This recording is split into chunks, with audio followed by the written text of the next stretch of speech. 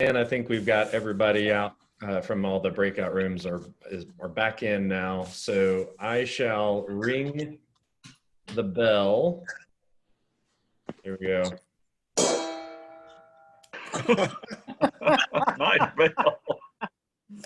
I have to build a tower for that bell. That was a big one. Okay. Well, good afternoon, everybody, and welcome to the September 18th meeting of the Rotary Club of Brentwood. I am your current president, Keely Hall, and I'm very excited to serve in that role. I'm very excited about the meeting that we have today. And our resident overachiever, the new Titans kicker, Alan Treadway, is actually going to lead us today in both the invocation and the pledge and four-way test. I said both. That's actually three things. I didn't Go know ahead, new Titans kicker. What you got? I'm doing the prayer. Well, that's the message I got. But if you Okay. would like to not do that, we can find someone else. Oh, is there anybody who'd like to do the prayer? I will tell you what. I will lead us in the invocation. Okay. And then Alan will have you do the pledge and four-way test. Okay. All right. All right. Father God, we thank you for this day. We thank you for all the members and the guests that are gathered with us today. We thank you that we are able to use this crazy, weird format that has all of its imperfections to still be together in spite of the situations that we have found ourselves in over the last few months. But we are also super thankful that you are about to allow us to bring us back together again in person soon. And so we're anxiously awaiting that day. Father, we pray that you help us to do all the good things that you have in store for us to do individually in our own individual lives, as well as corporately as a Rotary Club. And we just look forward to all that you have in store for us today and down the road. It's in Jesus' name that we pray. Amen. All right, Alan, take it away, sir. Yes. Would you join me in the Pledge of Allegiance? I pledge allegiance to the flag flag of the United States of America and to the republic for which it stands, one nation, under God, indivisible, with liberty and justice for all. Now, if you'll join me in the four-way test first. Is it Is the it truth? truth? Second. Is it fair to all concerned? Third. Still goodwill and better friendship. Friendship. Will it be beneficial to all concerned? Be beneficial for all concerned. Okay. Somewhat. Yeah. I think that gets it. If anybody ever desired to be a leader of a chorus, all we need to do is have them lead the pledge and four-way test, and they will never want to lead anybody in concert again. It was a very difficult thing to do on Zoom. Okay, let's see. Jane Covington, are you present with us today? I am present from the All beach. right. Well, you get to tell us who else is present with us today. We have several Okay. guests. I believe. As you can see, I'm outside, so there's a glare, but I think that looks like Curry might have some guests. I know Betsy has guests, and then I actually have guests who are not willing to be on camera, but I'll ask Curry, do you have guests that you'd like to introduce? Jack Masseri and I both have a guest in Jim Walker. Great. Hello, Jim. Hello, everyone. Hi, Jim. Hey, Jim. I appreciate this opportunity very much. Betsy, you want to introduce your special guests? Sure, Jane. I don't think my younger brother's here, but my older younger brother, Ken Schubring, is here. Ken is in Clarksville, Georgia, where he's past president of his Rotary Club ×2 and also past assistant district governor. So, Ken, we welcome you here. Thank you. Neat. Welcome, Ken. Welcome, Ken. Hey, Ken. Thank you.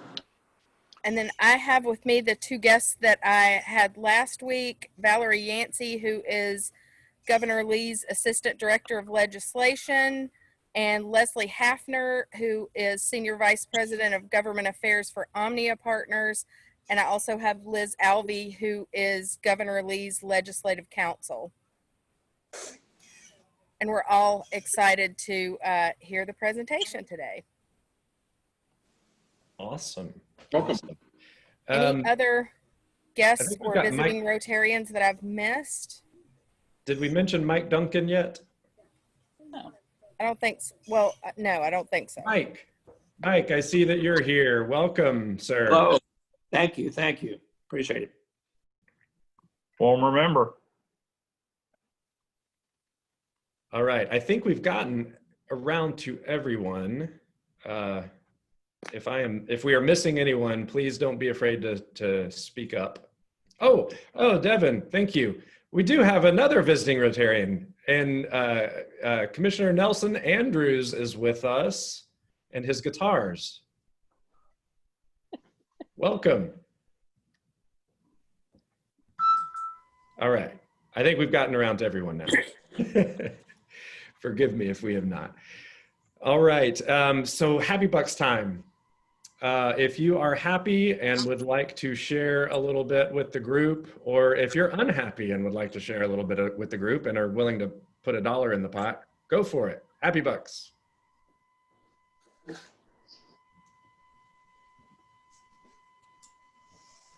Well, I guess I'll start. I don't know how to get you the dollar, but it is Battle of the Woods today, Brentwood versus Ravenwood. So it is hard to get a ticket to the game. It's been sold out for a bit, but it is on my UPN 30. Good high school football. It's on tonight. It'll be a good one. Awesome. Who else is happy? Surely we have more emotional people than this. Well, I'll be happy then if you want a happy person. I've got 2 more days to work on the golf tournament and I'm through. Yes. We're gonna have a very nice event. It's gonna be a great day weather-wise. We've got 132 players, 128 players. We had a team drop out coming. Our sponsors have all stepped up and done what they should do. Invite anybody that wants to come out during the day just to see what's going on to please do so. We're going to have great signage out on the golf course. You'll see it on Franklin Road when you drive by the club for our sponsors. So it's going to be a big day, and I appreciate what everybody in the club has done. We've had we got a bunch of volunteers coming out to work that day, about 16, I think Susie's got lined up, and so it'll be good for them. And what everybody else has done. That's what makes it work, and we're going to do better. Next year is going to be a regular year, and we're going to kill it. So we'll talk about that soon. But I'm happy.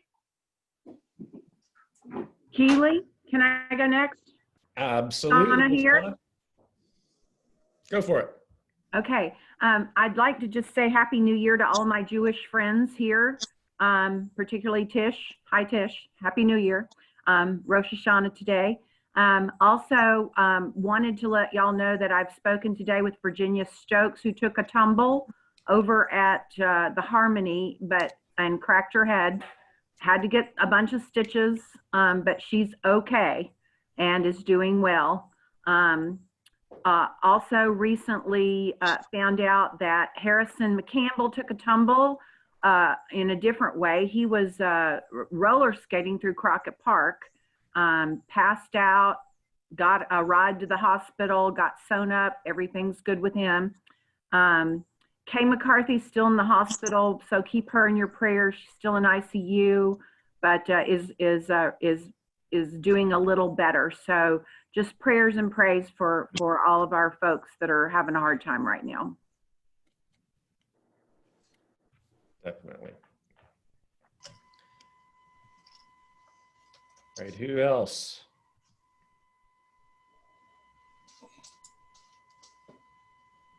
All right, that may be all the happiness we can deal with today. You got the New Titans kicker who was raising his hand, Keely. Oh, okay. Go for it, New Titans kicker. You're on mute.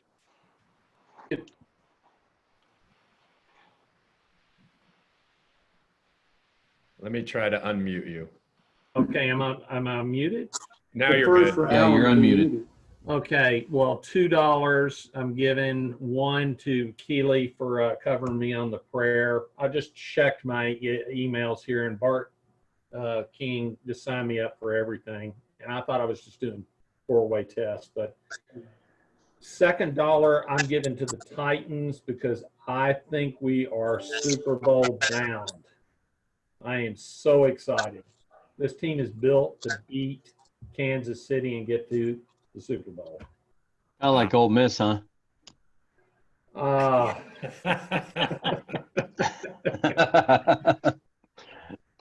did not need that. All right. Now, All right. let the program begin. All right. I think that does it for Happy Bucks. So again, I will remind us all that we are on track, trucking along toward our first return to an in-person meeting on October the 2nd. Again, that's going to be a hybrid meeting. So if you still want to join by Zoom, you will still be able to join by Zoom. But those of us who are interested in meeting again in person and seeing three-dimensional versions of each other, we will be able to do that at the Rotary Pavilion at Granny White Park on October the 2nd. We will do a registration beforehand so that we know who needs food and we can pay the caterer for that. We'll have box lunches. So October the 2nd, mark that down. That also happens to be the meeting that Betsy will be doing the kickoff for our foundation drive. So mark that down on your calendars. For the next couple of weeks, though, we will be on Zoom only. I mentioned this last week, I think it was, that we did, Rotary International did do an equity, diversity, and inclusion webinar. They started their first session yesterday, and they'll have a few more.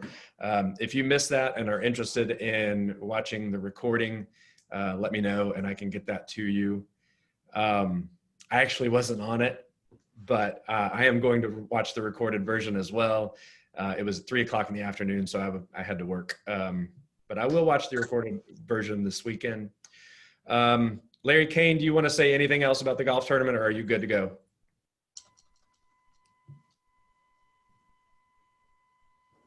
I can't see Larry. I'm gonna assume he's good to go. Okay. All right. Well, then, with no further ado, I would like to turn it over to Betsy Crossley, who is going to introduce our very special speaker today. All right. Well, thank you, Keely. In a time when we are appreciating our heroes, I have brought you a real life hero here today. My favorite hero, who is my dad, Ken Schubring. I'll tell you a little bit about him, and then we'll move on to let him talk with us. He was born in Manistee, Michigan in the summer of 1922, literally in his home on his dairy farm. He graduated from high school and immediately enlisted in the Army Air Force and served from actually before the war in 1941 all the way through the end of the war in 1945. As a result of his service to our country, he has been distinguished with many honors, and I'll have to read those to you because there's so many, and he certainly wouldn't tell you, but I will.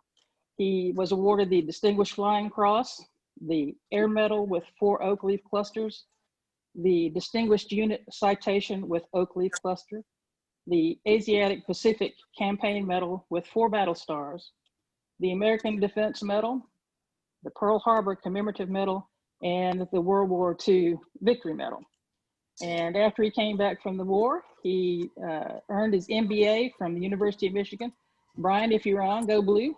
And worked in personnel management and labor relations for such companies as Carnation, Ford Motor Company, the West Fox Division of General Time, and Cummins Engine.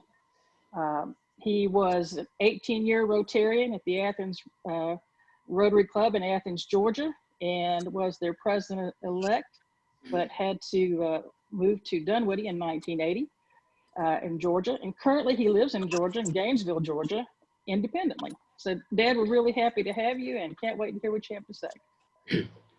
Thank you, Betsy. Thank you for inviting me to be with you at today's Rotary meeting, by the way.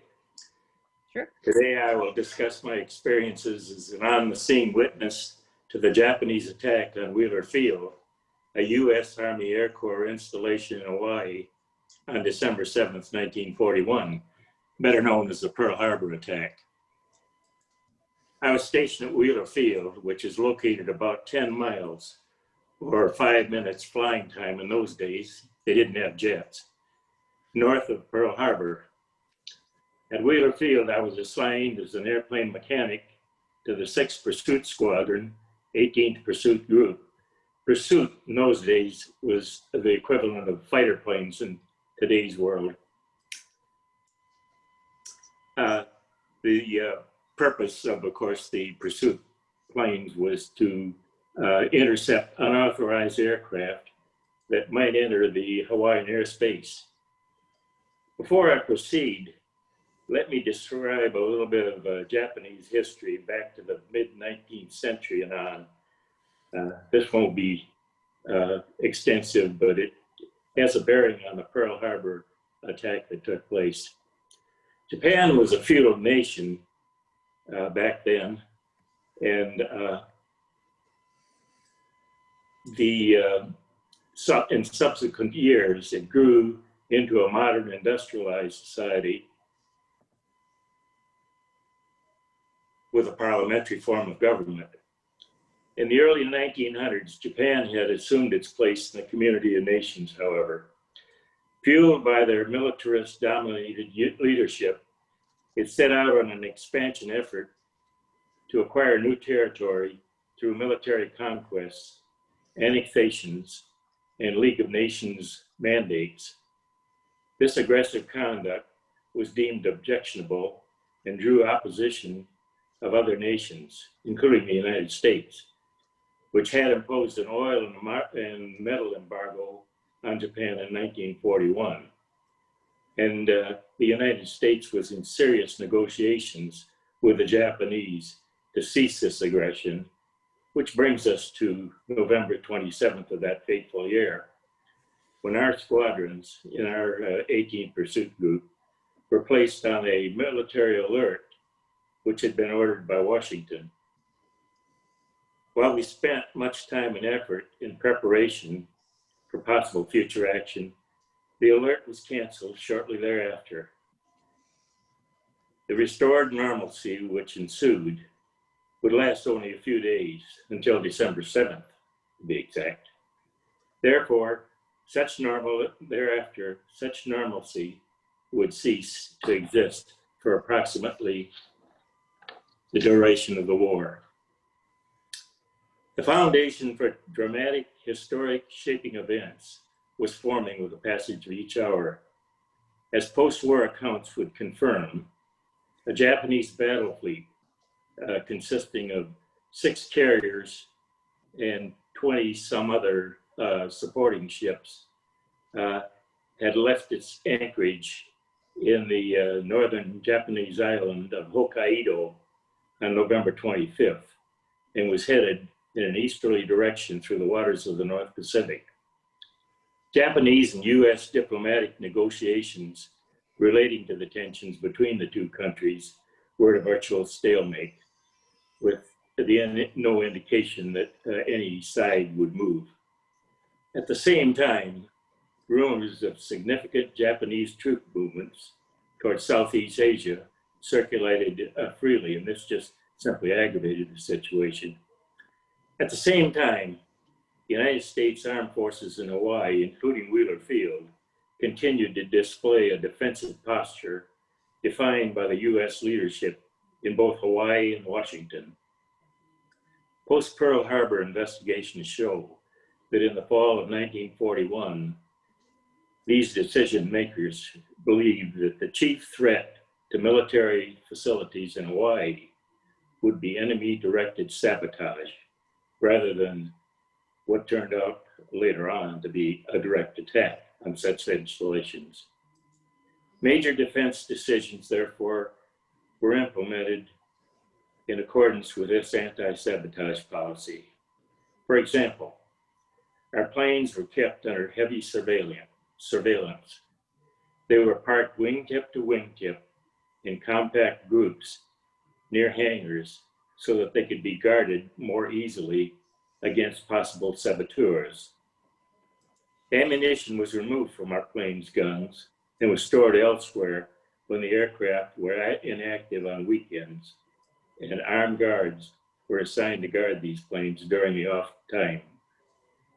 Of course, during weekdays, the hangars and flight lines were actively populated by working personnel, and thus no anti-sabotage measures were deemed necessary or were in effect during those periods. Consistent with this defense plan, I was assigned to a weekend of guard duty beginning Saturday, December 6th. Now, such assignments as mine were routine for enlisted personnel below non-commissioner officer rank, which I was a private in those days.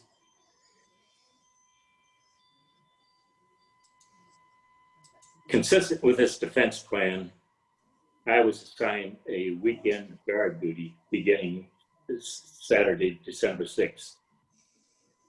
Duty involved walking with an armed rifle and assigned post consisting of rows of neatly parked planes on ramps in front of the hangars. My shift on each of the scheduled days was 4 hours on duty from 3 a.m. to 7 a.m. each day and 4 hours off duty. As I was walking my tour of guard duty during the early hours of December 7th, it was somewhat prophetic that I heard in the distance a radio playing a then popular song, "I Don't Want to Set the World on Fire." As sunrise approached, I awaited the end of my 4-hour guard stint. After having finished this segment of my shift at 7 a.m., I walked across the street to my 6th Squadron quarters to wash up and eat breakfast in the mess hall. I remember joking at breakfast with some colleagues as my watch told me it was shortly before 8 a.m. As I was spooning out some grapefruit, an explosion shook our barracks. Since any kind of excitement and noise on a Sunday morning was unusual, everyone rushed outside to see what had happened. Our collective curiosity was instantly satisfied as we saw the sky full of gray-green Japanese Aichi dive bombers with red meatball insignia displayed on the underside of their wings and on their fuselages, which immediately identified them as the enemy. They were flying at a very low altitude, less than 1,000 feet, probably closer to 500, I'd say, in formations, and the rattling sound of their radial engines was deafening. The initial sound we had heard, by the way, at the time the explosion took place and we heard in the basement, was felt earlier, was a bomb that had detonated down the street earlier. A nearby fuel tank had been hit, and the smoke was billowing upward and had clouded the entire area. When I realized what was happening, self-preservation, the first law of nature, set in. Lacking any previous guidance as to what to do then, it was everyone for himself. I fell to a prone position and crept on my body in a gutter beside a road. While I remained there, much debris and smoke and dirt was flying all around me. I remained there until I felt it was safe to move. Finally, I was able to look up and see that our barracks had been hit and that the hangar across the street was in shambles and in flames. Explosions were occurring regularly. We learned that all of our planes had been destroyed. A very small amount of the equipment in the hangar areas was salvageable, as it turned out later. After a half hour, the Japanese left. After I felt safe, I proceeded to our debris-littered squadron area. On the way back there, I saw all sorts of devastation, including badly mutilated bodies. This quiet time ended shortly as a new group of Japanese planes began to strafe the area about a half hour later. Among these was the famous Mitsubishi Zero. I again hit the deck and crawled on my belly again until I reached a non-commissioned officer's married housing unit, where I waited in a basement stairwell until the strafing ended about a half hour later.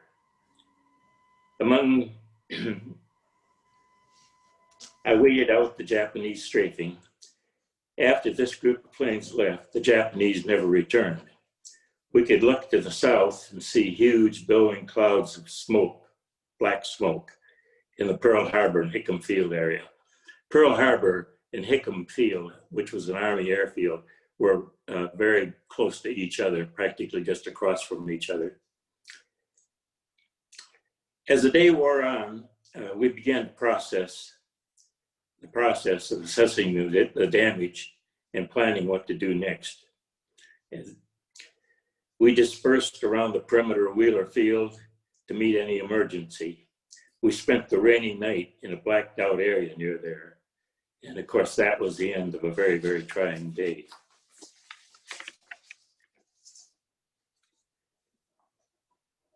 So much for the attack itself. It was very, very, very brief. Time passed so fast. There's always been much speculation and discussion concerning how the Pearl Harbor attack could have been allowed to have happened and how it took place and how it could have been allowed to succeed. Numerous investigations have taken place since the event happened, and volumes have been written about it, why it happened, and its impact. A very credible analysis of the event can be found in Gordon Prang's books, Pearl Harbor, Verdict of History, and At Dawn We Slept. In them, he describes an assortment of Pearl Harbor-related failures, errors of omission and commission by various Army, Navy, and civilian officials. In doing so, he employs findings of several investigatory boards that studied the attack in depth. He states that in the minds of responsible officials, these failures at all levels have a common denominator: the gap between knowledge of possible danger and the belief in its existence. He reviewed Japanese capabilities and imminence of hostile action in the Pacific that was understood by responsible officials. However, mere understanding of it did not in itself produce a sufficient state of conviction in the minds of those officials to enable them to execute necessary measures to prevent Japanese action against our installations in Hawaii. This is the best summary statement that I've ever seen of why the attack took place and why it succeeded to the extent it did. Just simply, the gap between knowledge of the possible danger and belief in its existence. Putting aside all of these failures, it would be an act of self-deception to deny that the Japanese won a stunning victory that day. They put together a daring and clever plan and executed it very well. In the process, they were able to showcase to the world the most convincing and certainly most dramatic success of the war. They took a tremendous gamble, which, viewed retrospectively, yielded a crushing but temporary triumph. To our credit, we were able, as the war moved on, to take the necessary action which ultimately led to victory. About 2 weeks ago, we celebrated the 75th anniversary of World War II's VJ Day, where the hostilities were officially brought to an end during the ceremony aboard the USS Missouri in Tokyo Harbor. As this celebration was taking place, my thoughts went back to that period, recognizing that I was an on-the-scene witness to the event that precipitated World War II, and that my life would be forever connected with the event. You know, actually, I was able to begin celebrating the end of World War II 2 weeks earlier than the official VJ Day. Let me explain. My service in Hawaii that I have discussed ended when I returned to the mainland for special training in December of 1942, where I would assume new duties and later receive my commission as a second lieutenant. As a flight engineer on a B-29 with the 20th Air Force, my crew and I had just completed our 35th bombing mission over Japan, a mission over Osaka, on August 16th of 1945. We were about 2 hours into our return trip to our airfield on Saipan in the Marianas Islands, when we were listening to Armed Forces radio over the plane's radio system. We heard the report that the Japanese emperor had requested an armistice, which obviously meant that World War II was over. Of course, much celebration took place over the plane's intercom system, but once we landed at our base at Saipan, we were really able to celebrate more completely. I hadn't given it a thought until years later that on that day, I had joined a unique group of servicemen that had been in actual combat on the first as well as the last day of U.S. active participation in World War II. I want to thank you for having me here this day. It was a pleasure, and I'll field any questions that you have at this time. Wow. I feel like we just need to sit in silence for a few minutes, but we do have some questions that we have had previously submitted over this last week. I've also encouraged anybody who is on the call now and did not get a chance to submit a question, go ahead and submit those in the chat box right now, and I'll do my best to get to all of them. All right. Some of these questions that were previously submitted, of course, we hadn't heard your presentation yet, and so some of them may seem a little repetitive at this point, but I'm going to go ahead and read them all anyway. If there's a part that you feel like has already been answered sufficiently, you can skip that question, of course, or that part of the question. Let's see. After December 7th, on December 8th, what were your initial feelings and thoughts when you saw all the physical damage and loss of life that occurred the next day? How did you feel about the future of our world? Well, I'll answer the last part first because that was easy. As far as I was concerned, the war was on. It was an obvious fact, and there was no need to, cry over it or get shaken up over it. It was there and it was ahead of us. And the immediate thing that I was interested in was just helping out on the effort to sort of, settle things down again since the attack had taken place, is to just do the cleanup and the things that would be necessary to get back to some sort of normalcy. But I never hesitated. I never hesitated to think about what was ahead of us. We knew that a war was ahead of us, and that was it. This is another one that you've kind of addressed to some extent, but there's another part of it. The question is, where were you when the attack started? How did you survive? And of what are you most proud as it relates to your time in the service overall? Well, I think I've explained where I was at the particular time. I was in the mess hall eating breakfast like everyone else, and the Japanese came in and bothered my breakfast. I think that was probably it. What I'm most proud of is that we, as a country, were able to pick up the pieces. And it took a little while, it took a lot of doing. And we finally won the war. The Japanese really probably knew it. Yamamoto, who was the architect of the attack, said so very shortly after it had taken place. Really wasn't a question of when, of the attack succeeding. It was a case of when, and it took about 5 years.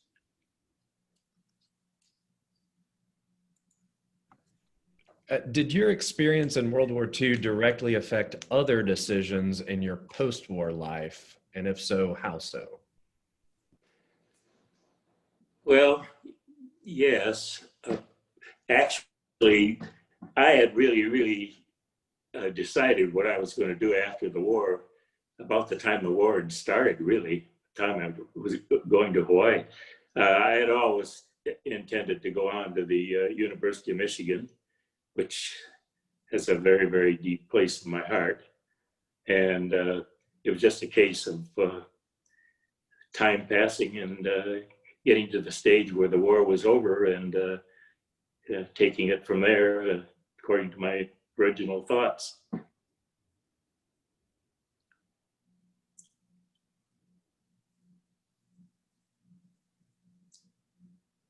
Are you still with me? I'm sorry, I was on mute, but yes. Okay. The next question is, so many men served our country, the greatest generation. So many of them rarely speak of the war. Why do you think that is true of so many? Well, it depends upon the person, really. There are some people that just don't want to talk about the war for reasons best known to themselves. And there are some people that don't like to talk about any type of adversity, as a matter of fact. And they're entitled to their opinion, and they're that way, and that's the way it is. I find that most people that were in World War II are glad to talk about it. It's sort of as a way of looking back on your life and sharing it with other people.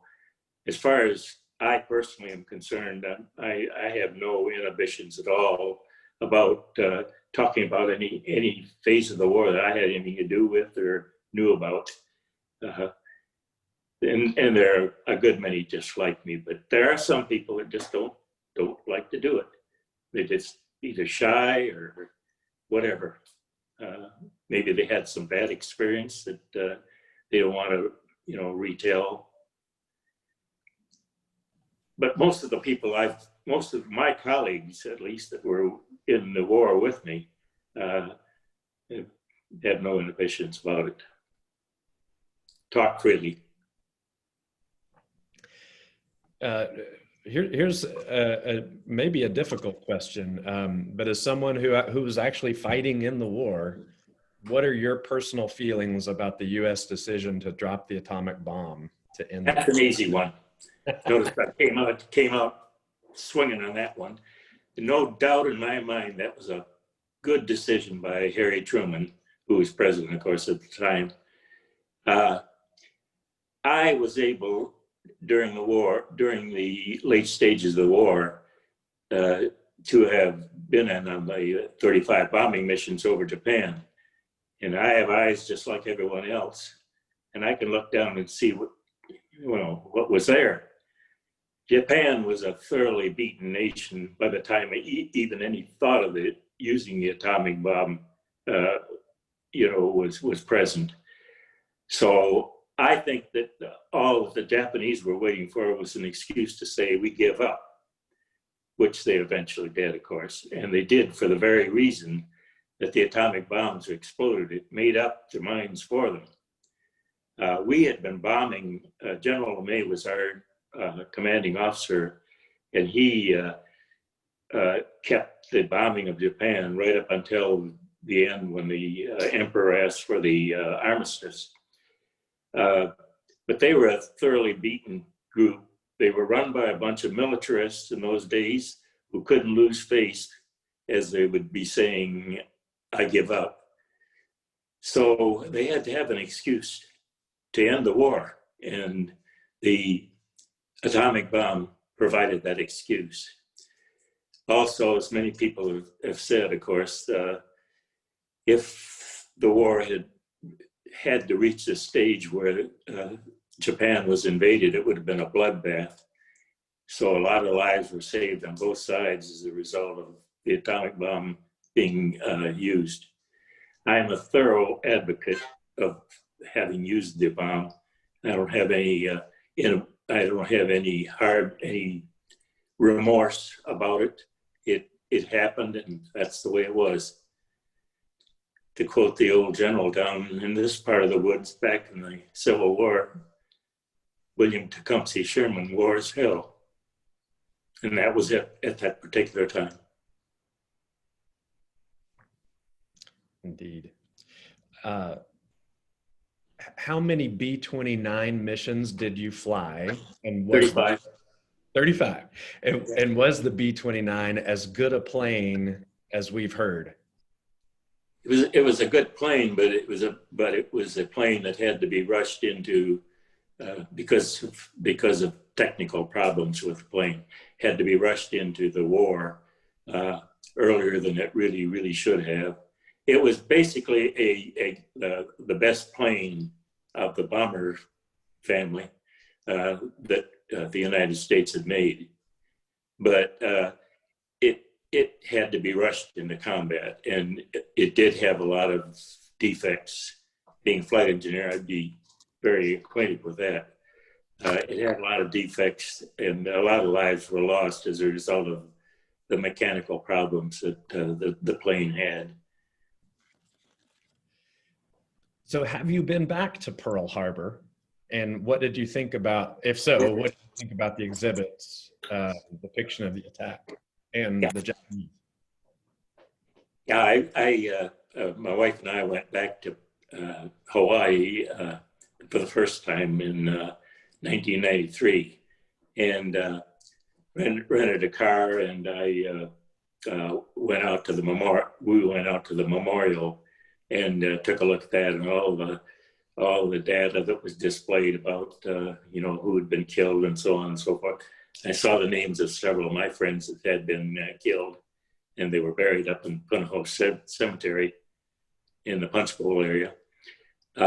Then having rented the car, I went out to Wheeler Field, and Wheeler Field was open to the public in those days by that time. And I went to the exact place where where my bunk had been, and it turned out that the barracks had been repaired. It'd been bombed during the war, as I say, in the attack. But where I had slept, it was part of a warehouse, and a bunch of lumber was stored at exactly where my bunk was. Wheeler Field by that time had been converted by the Army into a helicopter air field. But I enjoyed reminiscing again, and it was a good trip, and I was glad to have made it. Do you feel like the government and museums and historians in general do a good job of depicting the attack the way it really occurred? I think they do generally. I guess I could say that you can't include everything, and people who were very, very intimately acquainted with what went on can sometimes poke holes in little factual miscues that people make. And that's more true in the movies that have been made about Pearl Harbor, for instance. Hollywood has to dramatize things a little bit more than they were at the particular time. But overall, I think that the Park Service and people like that have done a decent job. And the fact that they've done it is very important, because I think that if I wanted to really make a point of this in my talk, that there are lessons, from Pearl Harbor, and the lessons are still with us in today's world. I think you can still learn something by looking at the things we did and didn't do in the Pearl Harbor event.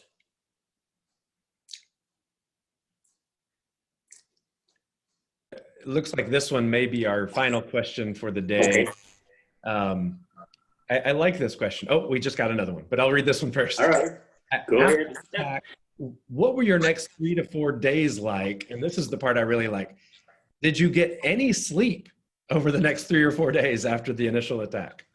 I don't remember what the quality of my sleep was. I in the first few days afterward, I was pretty much concerned with sorting out what was left, if anything, and that type of thing. I told you immediately after the attack. Of course, we were deployed. We were in the Army, regardless of the fact it was the Air Force. We were deployed around the perimeter of Wheeler Field, and spent a lot of time there, just waiting to see what was going to be happening next. But during the daytime hours, it was mostly a sorting out process. We finally were moved down to Hickam Field, which was hit badly too. But enough of it was available for us to move, because our airfield was destroyed. It just couldn't function. So some planes were down at Hickam Field as a result. So we moved down there a few days after Pearl Harbor, really. Harold Fogelberg asked a question that he already knows how you're going to answer. He's saying, is Michigan going to beat Ohio State this year? Hope springs eternal. To be honest with you, I'm just getting over my disgust with the way Michigan handled the whole episode of playing after the COVID business. Sure. To answer your question directly, though, I think it's going to be a long time before we beat Ohio State. Don't call me a pessimist, but I'm a realist. You understand. All right. This is a question that I think is a great one to end on. There's a question part of it, and then there's a statement at the end that I like. As a bomber squadron flying over Japan, did you have a fighter escort? And were you up against Japanese fighters and anti-aircraft guns? And then the statement at the end, which I love, we'll say it again in a minute. Thank you for your service to our country. It's an honor to hear your story. Okay. Well, to answer your question, why our bombing missions for the B-29 were divided into 2 parts, day missions and night missions. Day missions were flown in formations and were strategic bombing missions to targets, specialized targets. The night missions were firebomb missions where you drop nothing but napalm, 500-pound napalm firebombs. And they were in clusters, and they broke up as the bombs went away. B-29 had about a 10-ton bomb load, so there was a lot of those that were given out then. To answer your question about the escorts, Iwo Jima was taken in order to provide, among other things, some support for the air forces. If we were, it was from our base on Saipan, it was about 1,400 miles round trip from Japan. So Iwo Jima was just exactly halfway, 750 miles. And if you had any kind of trouble coming back from Japan, either being shot up or, flaked up or having engine problems or having weather problems, all sorts of problems, Iwo Jima was halfway home to Saipan for us. So, and there was an airfield just on the other side of Mount Servashi that we used a couple of times because we were shot up. So there was that aspect to it. On that field, though, there was a couple of groups of P-51s that did escort us on some of our later missions. I'd say probably into July and August of 1945, that did escort us with mixed results. The main reason that they were posted as escorts was that the Japanese very cleverly, when we would make landfall coming up from Saipan to Japan, we'd make landfall and see Mount Fujiyama. There would be a Japanese plane sitting right out there, giving telling our altitude and our bearing to somebody somebody close to our target. Well, that ended when the bunch of P-51s from Iwo Jima were escorting us because they shot them down. And so the Japanese had to go to plan B to find out just where we were going and where we were coming from. So really, escorts were not used really too much. There were some navigational problems when they get separated from us too, of course, because of the distance from Japan to just to Iwo, to say nothing about Japan back to Saipan. Well, again, thank you doesn't express nearly enough. Thank you, sir, so very much for your service to our country, for your generation's service to our country. Thank you for your sacrifice to come here and be with us today. It truly was an honor.